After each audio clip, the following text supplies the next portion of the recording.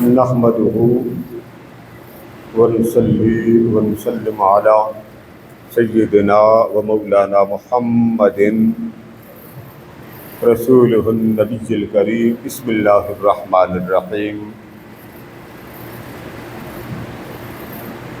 ما آتاكم الرسول فخذوه وما نهاكم عنه فانتهوا. صدق اللہ مولانا العظیم.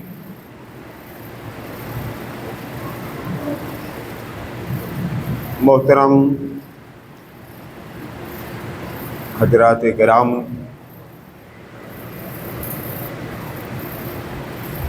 ایام الحج ہیں اور ان ایام میں اللہ رب العزت نے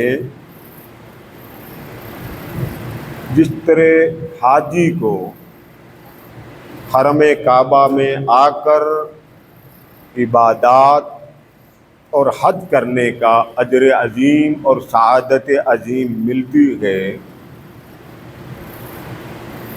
اسی طرح اللہ تعالیٰ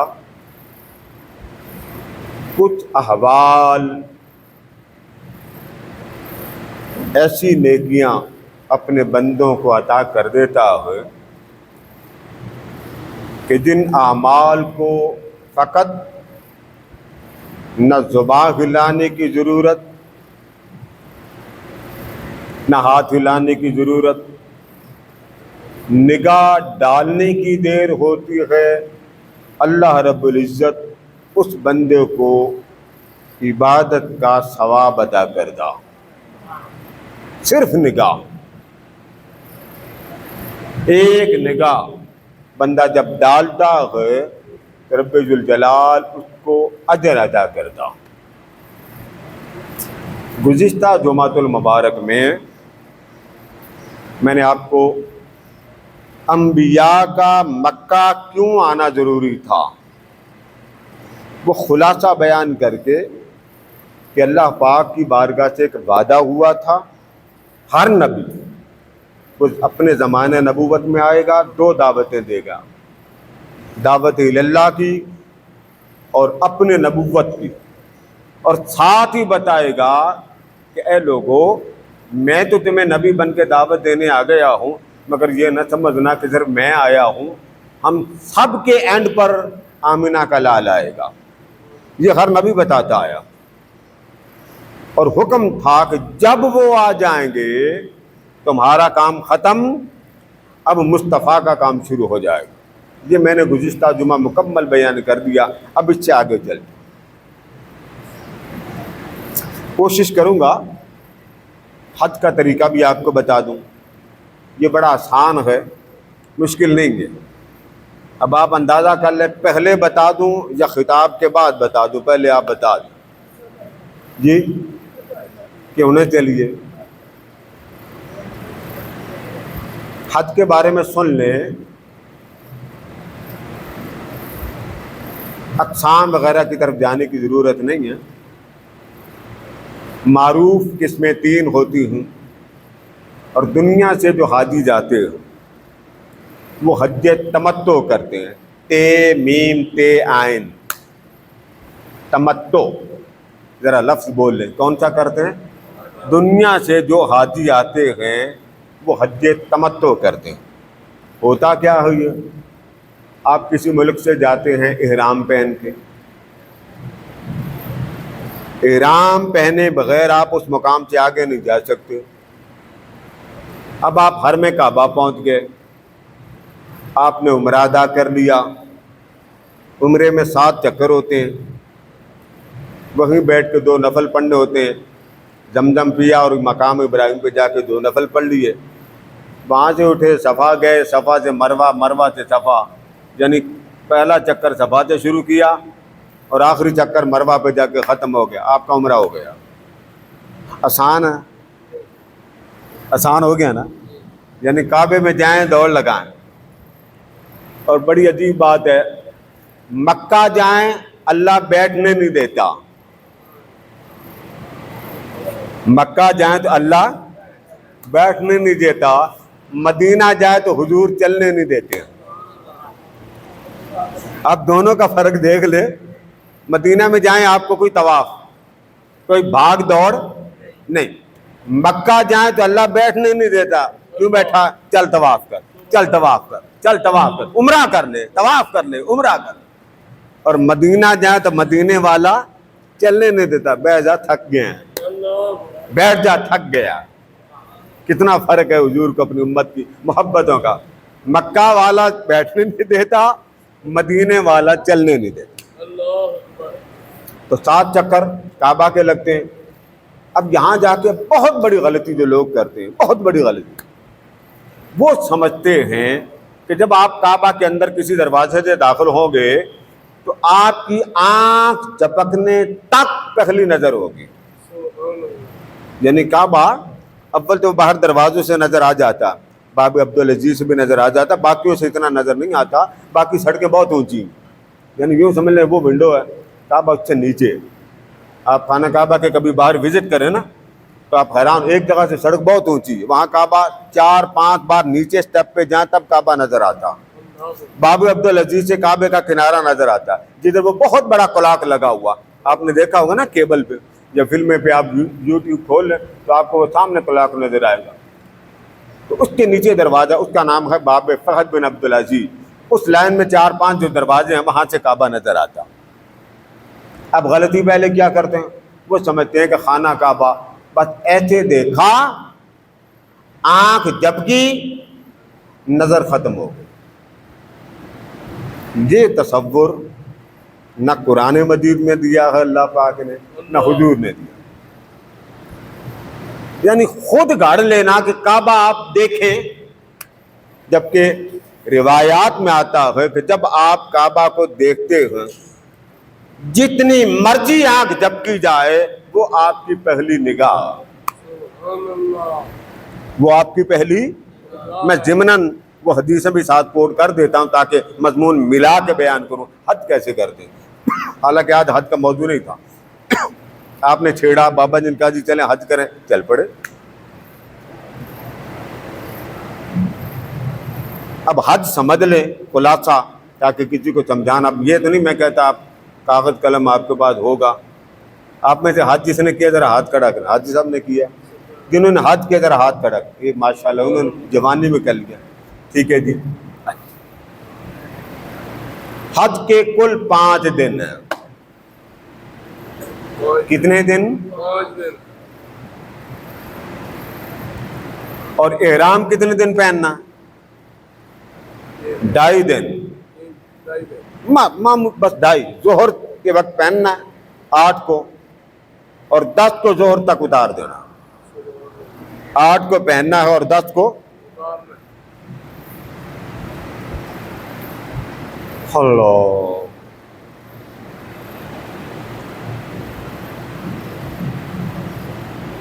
8 ذوالحجہ، ذوالحجہ کی 8 آپ نے حرم کعبہ سے نکلنا ہے، حج کی نیت کرنی ہے اور مینا جا کے بیٹھ جانا. کہاں بیٹھنا؟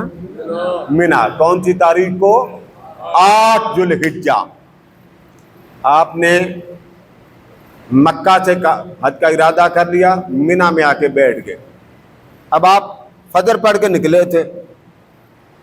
ظہر، عصر، مغرب، عشاء اور فجر، کتنی نمازیں ہو گئی؟ یہ 5 نمازیں آپ مینا میں ادا کریں. کتنی نمازیں؟ 5. چلے کب تھے؟ 8 کو. 8 کو آپ نے احرام پہن لیا. اب اگلا دن آ گیا. اب چاند کی کون سی تاریخ آ گئی؟ اونچا بولے. 9. حج کا سب سے بڑا رکن اعظم 9 کو ہوتا. کسی کا بلڈ پریشر ہائی ہوا، بے ہوش ہو گیا، غشی داری ہو گئی، کہیں گر گیا، اسے اٹھا کے میدان عرفات پہنچا دیں، اس کا حج ہو گیا. یعنی اتنا بڑا یہ دن ہے مبارک. کہ فجر پڑھیں گے آپ مینا میں. کتنی نمازیں مینا میں آپ ادا کریں گے؟ 5. بولیے. ظہر، عصر، مغرب، عشاء اور اب سمجھے وہاں پہنچ گئے تو کتنی نمازیں آپ کی مینا میں ادا ہوئی؟ فجر پڑھ لیا آپ نے، تاریخ بن گئی چاند کی 9، دوسرا دن حج کا. اب آپ نے کیا کرنا؟ نماز فجر ادا کر کے میدان عرفات کی طرف چل پڑنا. وہاں آپ نے ظہر تک پہنچنا. بس جو وہاں ظہر تک پہنچ گیا، بھلے وہ حج کے ارکان بعد میں کرتا ہوا بے ہوش ہو گیا، 100 امراض ہوتے نا، وہ حاجی بن گیا.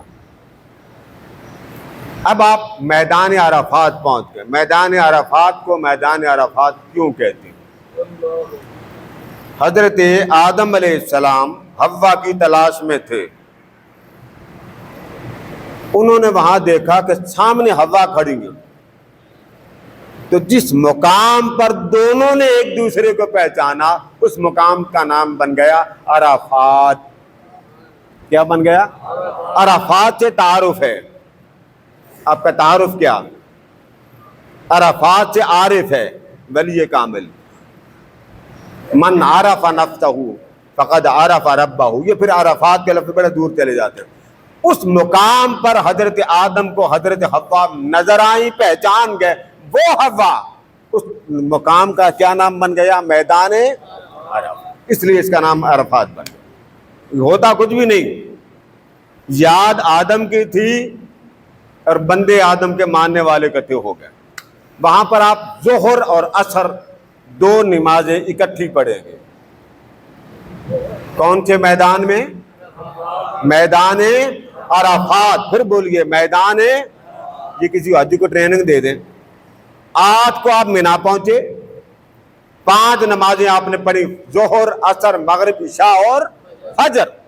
فجر پڑھ کے آپ کون سے میدان کی طرف چلے گئے؟ میدان عرفات. 2 نمازیں آپ نے وہاں پڑھنی ہے اکٹھی. کون کون سی؟ ظہر اور عصر. خدا نخواستہ آپ امام کعبہ کے ساتھ یا مسجد نمرہ کے امام کے ساتھ نہ پڑھ سکے، خیمے میں پڑھ لو، گناہ نہیں، اپنی جماعت کرا لیں. اب آ گیا عصر، آپ نے پڑھ لی. عصر سے مغرب تک اسی مقام پر، عصر سے مغرب تک آپ نے قبلہ رخ ہو جانا. اول تو وہاں ایک جگہ آتی جہاں حضور علیہ السلام پہاڑی پہ چل کے، وہ ایک ستون بنا ہوا، حضور نے وہاں کھڑے ہو کر بڑی دیر دعا کی. رش ہوتا، جگہ نہیں ملتی، نہ ملے قبلہ رخ بیٹھ جائیں.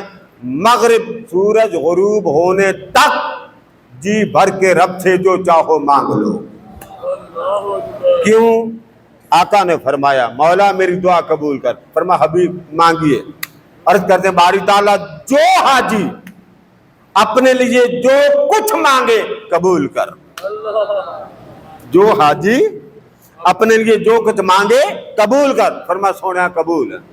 پھر دعا کی مولا جو حاجی جس کے لیے مانگے وہ بھی قبول کر. فرمایا قبول ہے. تو صرف اپنے لیے نہ مانگے بلکہ حضور کی امت کے لیے مانگے. اب میدان عرفات میں عصر سے مغرب تک دعا کرتے کرتے سورج غروب ہو گیا. اب کون سا وقت شروع ہو گیا؟ مغرب. کھڑے کہاں پہ ہیں؟ میدان عرفات. عرفات کی تعریف سمجھ گئے نا، جہاں آدم اور حوا کی ملاقات. اور قیامت کا دن آئے گا، یہ جو آپ قبر سے اٹھیں گے تو آپ کی دوڑ لگ جائے گی. سورہ یاسین پڑھیے. من مرقدنا، کس نے ہمیں قبروں سے اٹھایا؟ تو حکم ہوگا ھذا ما وعد الرحمن، یہ رب کا وعدہ. تو جائیں گے دوڑ کے کہاں؟ میدان عرفات. کہاں جائیں گے؟ یعنی حج بھی وہاں پر ہوگا اور حساب کتاب بھی میدان عرفات. اب مغرب ہو گئی. اب مغرب پڑھے بغیر آپ میدان عرفات سے چلے جائیں گے مزدلفہ. وہ آگے جب مزدلفہ پہنچیں گے تو وہاں پہنچتے پہنچتے عشاء کا وقت شروع ہو جائے گا. آپ مغرب پہلے پڑھیں گے اور بعد میں عشاء پڑھیں گے. وہاں آپ رات گزاریں گے. یہ رات جو مزدلفہ میں آئے گی یہ لیلۃ القدر سے بھی افضل ہے حاجیوں کے لیے. یہ رات لیلۃ القدر سے بھی افضل۔ اب پھر سن لیں، 8 کو چلے تھے مینا، کتنی نمازیں پڑھی؟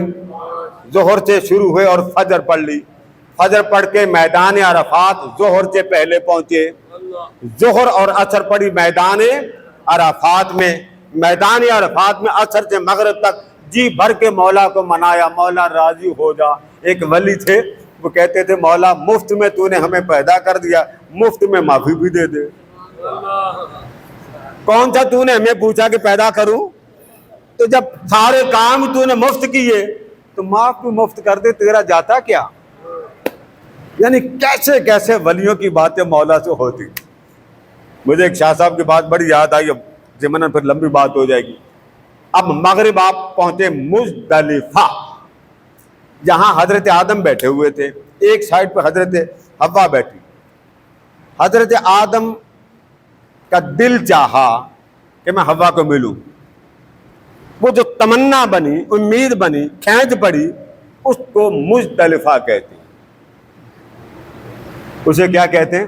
دیکھیں، ایک مقام پر پہچانا اور ایک مقام پر اٹھ کر ملنے چلے گئے، اس کا نام مزدلفہ بن گیا، کھینچ پڑ گئی۔ میں سادہ معنی کرتا ہوں، وہاں آپ نمازیں پڑھیں گے 3۔ 9 کی تاریخ کو آپ نے ظہر پڑھی، عصر پڑھی عرفات کے میدان میں، مغرب پہنچ جائیں گے مزدلفہ، مغرب عشاء فجر مزدلفہ پڑھیں گے۔ وہاں آپ کنکریاں اٹھا لیں، کنکریاں اٹھا لیں، زیادہ اٹھائیں، کیونکہ جب آپ شیطان کو مارتے ہیں کوئی نہ کوئی گر جاتی، وہ اٹھا نہیں سکتے، وہ گر گئی بیکار ہوگی، اسے نہ اٹھائیں۔ اس لیے زیادہ لے کے جائیں، یہ نہیں ہے پوری ساتھ ہی لے کے جائیں، نہیں، کام خراب نہ کریں، نہ کسی سے مانگنی ہے نہ نیچے سے اٹھانی۔ اب آ جائیں اگلا دن، وہ آ گیا 10 تاریخ ذوالحجہ کی، اونچا بولیں، کیا تاریخ آ گئی؟ 8 کو مینا پہنچے، 9 تاریخ کو میدان عرفات پہنچے، ظہر عصر وہاں پڑھی، اور اسی دن عصر سے مغرب تک دعا کر کے مزدلفہ جا پہنچے۔ اسی ایک دن مینا سے چلے عرفات، اور عرفات سے چلے مزدلفہ، تاریخ 9 ہے۔ اب اگلی تاریخ کیا آئی؟ 10۔ پوری کائنات میں عید الاضحیٰ کا دن ہوتا، حاجیوں کو قربانی معاف ہوتی، ان کی عید کی کوئی قربانی نہیں ہوتی، ان کے حج کی قربانی ہوتی، ان کو چھٹی۔ اب 10 تاریخ آ گئی، چھوٹے چھوٹے کنکریاں آپ نے اٹھا لی، 100 کے لگ بھگ، صاف کر لیں، دھو لیں، اسے کسی بیگ میں ڈال لیں۔ اب واپس آ جائیں مینا میں۔ مینا کو مینا کیوں کہتے ہیں؟ جبریل امین آدم علیہ السلام کو چھوڑنے آئے مکہ، تو جب چھوڑ کے جانے لگے تو یہ دونوں وہاں کھڑے تھے، تو آدم سے حضرت جبریل امین نے پوچھا حضور کوئی تمنا ہو تو بتا دیں، کوئی خواہش، کوئی مراد، کوئی تمنا ہو تو بتا دیں۔ تو آدم فرمانے لگے جبریل دل چاہتا ہے جس جنت سے میں نکالا گیا ہوں تھوڑی دیر وہی دکھا دے۔ وہاں پھر انہوں نے پر مار کے دکھایا، تو تمنا جہاں آدم نے کی اس کا نام مینا ہو گیا۔ تینوں کا تعلق آدم سے، کوئی اور بندہ وہاں نہیں گیا۔ تو وہاں پہ آپ آ جائیں گے۔ اب 10 تاریخ ہے، اس دن غلطی بہت زیادہ حاجی کرتے ہیں، اپنے حج کا بیڑا غرق کر لیتے ہیں۔ یہ سمجھتے ہیں کہ وہاں سسٹم بڑا آٹومیٹک ہے۔ مجھے خود ایک حافظ صاحب نے بتایا، وہ زندہ، وہ کہتے ہیں قادری صاحب 10 بجے کا ٹائم ملا تھا جانور کی قربانی کا، اور ہم نے جا کر جب پتہ لیا تو 4 بجے قربانی، ہم احرام کھول چکے تھے۔ اگر قربانی کے بغیر احرام کھول لیا تو وہ بھی قربانی ہوئی، دوبارہ پھر قربانی لگے گی۔ اس کو کہتے ہیں دم۔ احرام کھل گیا، دم لگ گیا، عورت کو چھیڑ لیا، دم لگ گیا۔ واجبات ٹوٹ جائیں، واجبات تو قربانی دینی پڑتی ہے بڑے جانور کی، فرائض ٹوٹ جائیں تو حج دوبارہ کرنا پڑتا۔ فرائض ٹوٹ جائیں، فرض پورا نہیں آپ نے کیا، حج نہیں ہوتا، دوبارہ آئیں۔ اور اگر واجب رہ جائے، آپ کے خون نکل آیا، نہا لیا، صحبت کر لی، بیگم کو چھیڑ لیا، شہوت انگیز بات کر لی، آئی لو یو والی بات کر لی، حد میں آپ نے ایک واجب توڑ دیا۔ اب کیا کرنا؟ اب آپ دم دے، تو دم بھی وہاں دینا، یہاں نہیں دینا۔ قربانی بھی وہاں کرنی، اس کا جرمانہ وہاں دے۔ اب آ گئے آپ دوبارہ مینا، جس مقام پر آپ 8 کو داخل ہوئے تھے اور چاند کی 10 تاریخ۔ اب آپ یہاں بڑے بڑے 5 کام کریں گے، ترتیب یاد رکھ لیں، بڑی آسانی رہے گی۔ نمبر 1، پہلا دن ہے مزدلفہ سے مینا آئے، اب سب سے پہلے رمی کریں گے۔ رمی، بڑے شیطان کو ماریں گے، 7 کنکریاں وہاں انہوں نے بنائے ہوئے، باقی انہوں نے ذرا ایک سائڈ پہ کیے ہوئے تاکہ لوگ غلط فہمی میں ان کو نہ ماریں، کیونکہ شکل ایک جیسی ہے، پتہ نہیں چلتا، اس لیے انہوں نے ان کے نام لکھے ہوئے۔ کم از کم حاجی جائے تو ان چیزوں کا پہلے پریکٹیکلی دیکھ لے، دیوار ہے، ستون ہے، پلر ہے، بیم ہے، پتہ تو چلے، تصویریں دیکھ لے، ویڈیو دیکھ لے، لیکن اس کی پریکٹس کرے۔ سب سے پہلے بڑے شیطان کو 7 کنکریاں مارنی۔ کتنی؟ کون سی تاریخ کو؟ 10۔ اونچا بولے، کون سی؟ یعنی جس دن آپ قربانی کر رہے ہوں گے اس دن لوگ صبح شیطان کو کنکریاں مار رہے ہوں گے۔ اور کس کو مارنی؟ بڑے کو، چھوٹے کو نہیں۔ لائن میں تینوں بنے ہوئے ہوں مگر مارنی بڑے کو۔ اس کو مار لینے کے بعد جانور ذبح کریں گے۔ اگر آپ نے 7 بندوں کا ایک حصہ مقرر کر رکھا ایک جانور میں تو پہلے پتہ کریں قربانی آپ کے ہو گئی یا نہیں ہوئی۔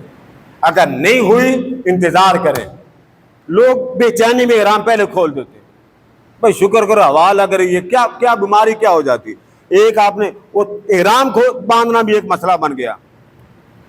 اصل مسئلہ یہ ہے کہ ہم ہیں پاکستانی، دھوتی باندھنی آتی ہے کہ نہیں آتی؟ بولیے۔ میں لاہور ایئرپورٹ پہ تھا تو میرے پیچھے پینڈو ہی پینڈو تھے، تو ایک جنٹل مین تھا تو اس کو باندھنی نہیں آ رہی تھی۔ میں نے کہا چلے خود ہی باندھیں، اب جو پوچھے گا تو بتانا، شریعت بھی یہ منع کرتی کہ ایسے نہ کسی کی ہیلپ کرو، جب پھنس کے مر رہا تب بتاؤ بھی کیا کرنا۔ اب وہ جو پینڈو تھے انہوں نے مجھے دیکھا، کہنے لگا پترا ہم سانو بننی کوئی نہیں ہوتی، کیویں بن گئے؟ یہ تو بڑی کوئی خاص ہی طریقہ۔ میں نے کہا بابا جی دھوتی بننی ہوندی؟ بلے بلے ہوتا ساڈی گھر دی پسند۔ میں کہا دھوتی باندھ لو، اتلی چادر جی میں جنانی نہیں لیندی ساڑی۔ انہوں نے کہا کام پورا کر چھڑیا۔ انہوں نے پھر اسی طرح باندھا جیسے میں نے کہا۔ وہ جو جنٹل مین تھا وہ پھر اسی میں لگا رہا، بیلٹ باندھنا، پھر ایسے کرنا، پھر ایسے۔ کوئی تہبند باندھنے کا طریقہ نہیں ہے۔ بنگلہ دیشی ان کا ذرا اور سٹائل ہے، پاکستانی کو سارا پتا کہ دھوتی باندھتے کیسے۔ اب وہ تو سمجھانے والی بات نہیں، یہ جی یوں کرے پھر یوں کرے، بندہ ہی مر جاتا۔ اور آپ کبھی عمرے میں دیکھیں نا، ان کی آگے سے وہ جو تہبند باندھا ہوتا نیچے کی چادر وہ ساری زمین کو رگڑی جا رہی ہوتی، غلاظت الگ ہوتی، کیونکہ حرم کعبہ کے ارد گرد بہت کچھ نیچے گرا ہوتا، بالخصوص خواتین کی چوڑیاں، وزٹنگ کارڈ، پتے، پنے۔ اس لیے احتیاط کریں کہ اگر آپ موزہ پہن لیں، موزہ ٹھنڈا جو آپ کا ٹخنا نہ ڈانپے تو آپ کو آسانی ہوگی۔ ادروائز کوئی جوتا لے لے نرم جو صرف حرم کعبہ کی حد تک، وہاں جن کے پاؤں کی ایڑیاں پھٹ جاتی وہ سرسوں کا تیل لے کے جائیں، ایڑیاں پھٹ جاتی، گرمی ہے نہیں، ایک بندہ نہیں چل سکتا، وہ سرسوں کا تیل لے لے یا گلاب یا جو وہ جرابیں لے لے۔ تو صبح چاند کی 10 ہو گئی، پہلا کام رمی کریں گے، دوسرا کام قربانی کریں گے۔ کتنے کام ہو گئے؟ 2۔ ترتیب یاد رکھیں، پہلے کیا کریں گے؟ رمی، پھر کیا کریں گے؟ قربانی۔ اب قربانی ہو گئی، اب آپ اپنا تیسرا کام، بال اتنے اتنے کٹوا لیں، اس کو ایک پور کہتے ہیں۔ یہی حال خواتین کا، وہ بھی کاٹ لیں اپنے ہاتھ سے۔ آپ ایک دوسرے کا کاٹنا چاہیں، ایک بندہ پہلے کٹوائے پھر دوسروں کے کاٹے، چھٹی، پیسے بچیں گے۔ مشین لے جائیں، وہاں جا کے آپ اپنا بھی کام کریں، پیسے کما لیں۔ بڑے لوگ غور کرتے ہیں، میں نے تو دیکھا، وہ کریں۔ اب آپ 3 کام کر چکے۔ صبح آئے تو شیطان کو کنکریاں ماری، ادھر سے فارغ ہوئے تو آپ نے قربانی کی، قربانی سے فارغ ہوئے تو آپ نے اپنے بال کٹوا لیے۔ اب آپ احرام اتار دیں۔ 8 کو ظہر سے پہلے پہنا تھا اور 10 کو آپ نے قربانی کے بعد احرام اتار، اتنی دیر احرام باندھے۔ ہمارے لوگ بڑے پریشان، پتہ نہیں کتنی دیر، بھائی آپ اوپر پانی پھینکتے رہیں، ٹھنڈ لیتے رہیں۔ اب 3 کام ہو گیا۔ اب آپ سادہ کپڑے پہنیں گے، ایک پابندی قائم رہے گی اور وہ ہے تعلق ازدواجی، وہ منع۔ اب آپ کیا کریں گے؟ سیدھے مکہ چلے جائیں، 7 چکر لگائیں گے خانہ کعبہ کے کپڑوں میں، احرام میں نہیں، سادہ کپڑوں میں، اور صفا اور مروہ کی سعی کریں گے۔ لے جی آپ کا حج مکمل ہو گیا۔ اب آپ پھر واپس آنا، وہاں اسی کمرے میں نہیں جا کے سو جانا کہ جی بس نہ آنا، پھر مینا میں راتیں 2 رہتی مینا میں گزارنی۔ اب 10 تاریخ آپ کی مکمل ہوگی۔ اب اگلی تاریخ کون سی ہے؟ 11 اور اونچا بولے 11 اور 12، ایک ہی کام کرنا۔ کیا کہا؟ ایک ہی کام کرنا، بٹے مارنا، پہلے چھوٹے کو، پھر بڑے کو، اور پھر بڑے حضرت جی کو۔ یہی کام 12 کو کرنا، اور کرنا کب ہے؟ جب زوال کا وقت ختم ہو جائے، دوپہر کو۔ اس کے بعد ایک آپ کا طواف الوداعیہ، طواف وداع اس کو کہتے ہیں، وہ رہ جائے گا۔ وہ جب آپ سارے فارغ ہوں گے 12 کو آپ مکہ چلے جائیں، جب مکہ سے جدا ہونے کا وقت آئے گا تب آپ طواف وداع کریں گے۔ میں پھر دوہرا رہا ہوں، فرائض رہ جائیں، میاں بیوی کی صحبت ہوگی غلطی سے، دم واجب ہوگا۔ کیا ہوگا؟ بات کر لی، دم واجب۔ آپ نے خط کرا لیا، دم واجب۔ دم واجب ہوتا ہے واجبات توڑنے سے، فرائض سے نہیں۔ فرائض توڑ دیں گے تو حج ہی گیا، آپ اگلے سال دوبارہ آئیں گے، خرچہ پھر کریں گے۔ اس لیے قدم قدم پر پھونک پھونک کر چلیں۔ پانی کی بوتل ساتھ رکھیں، جتنا مرضی اوپر ڈالیں، کوئی گناہ نہیں۔ آپ کو بلڈ پریشر ہے، خدا نہ خواستہ آپ کو بہت زیادہ کولنگ کی وجہ سے سردی لگ رہی ہے، چادر لینی ہے لے لیں، کوئی گناہ نہیں۔ خدا نہ خواستہ آپ کو کوئی خطرناک جانور آپ کے سامنے آ گیا، مار دیں، کوئی گناہ نہیں۔ موذی جانور مار سکتے ہیں، ہوتا ہے نا تنکول نکل آئے یا کچھ طرح، کئی لوگ ایسے ہی لال بیگ سے بھی گھبرا جاتے ہیں۔ ٹھیک ہے، جو آپ کو خطرناک نظر آئے مار دو، گناہ نہیں ہے۔ ویسے اگر آپ کوئی جانور شکاری ہے ایسے بھی کیا تو آپ کو گناہ کیوں کیا؟ کیونکہ آپ ہر شے اس کے لیے چھوڑ کے آئے۔ اب اس کے ہو گئے، اب آپ کے اشارے کنائے وہ ہو جو اس کو پسند ہے، وہ نہیں جو آپ کو پسند ہے۔ آپ کا حج مکمل ہو گیا۔ اس لیے آپ کی مہربانی کہ یہ جتنے فرائض ہیں، واجبات ہیں، ان کو یاد کر لیں، ان کو ازبر کریں، اور کوشش کریں جب احرام پہنا تو خوشبو لگا کے پہنے، نہائیں دھوئیں، خوشبو لگائیں، پورے تر بتر ہو تب احرام پہنے۔ احرام پہننے سے پہلے خوشبو لگانا گناہ نہیں ہوتا، لیکن بعد میں آپ پاؤڈر نہ لگا لیں کہ جی گرمی بڑی، پاکستانی جو ہوئے ادھر پاؤڈر لگا لیا، آپ کے اوپر حد لگ جائے گی۔ خوشبو اسپرے نہیں کر سکتے، خوشبودار صابن وہاں ہیں، وہ جو ہوتا ہے نا آپ کے صابن، وہاں بھی اس پر بھی خوشبو ہوتی ہے۔ حتی الوسع کوشش کریں کہ آپ ان خوشبودار صابن کو استعمال نہ کریں، شیمپو بھی یوز نہ کریں، ہینڈ واش بھی یوز نہ کریں، یہ جو ٹیشو خوشبودار ہوتے ہیں یہ بھی نہ کریں۔ ہاں سادہ لے لیں، اسے پانی سے گیلا کر کے اتار لیں۔ کھانا آپ کھاتے ہیں تو کھانے میں بھی کوشش کریں کہ آپ کو چکناہٹ نہ لگے، کیونکہ 5 دن حج ہوتا ہے، اور 5 دن آپ کس کے مہمان؟ اونچا بولیں، کس کے مہمان؟ اللہ چاہتا ہے ایسے بن جیسے وہ بنے تھے، مجھے ذرا اس طرح بن کے تو دکھا دیں۔ آپ کو تو موج ہے نا، اے سی میں آپ نے سونا، ایسے ہی ہے، ٹھنڈا پانی آپ نے وہ مشروبات پینی ہے، پھر آپ نے نہانا بھی ہے، بس واش روم جانا، ٹوٹی کھولی، باقی تو کام نہیں نہ کرنا۔ ایک ان کا حج تھا، پانی بھی اٹھا کے لانا پڑتا تھا کہ میں نے نہانا، ٹھنڈے پانی سے گریز کریں۔ وہاں یہ جو ٹھنڈا بار بار پئیں گے پرابلم ہوگی، گلا خراب ہوگا، آپ کو بخار ہو جائے گا۔ نہائیں، آپ اوپر اسپرے پانی ڈالیں، گناہ نہیں۔ لہذا خدا کے لیے فتوے نہ لگائیے گا کہ اس کی نماز یا اس کا جمعہ ہو گیا کہ نہیں، حاجی سب ایک ہیں۔ جب حج کرنے کے لیے جاؤ، ایک بزرگ بیان کرتے ہیں، حضرت فرید الدین عطار رضی اللہ تعالیٰ بیان کرتے ہیں کہ ایک صاحب حج کر کے آئے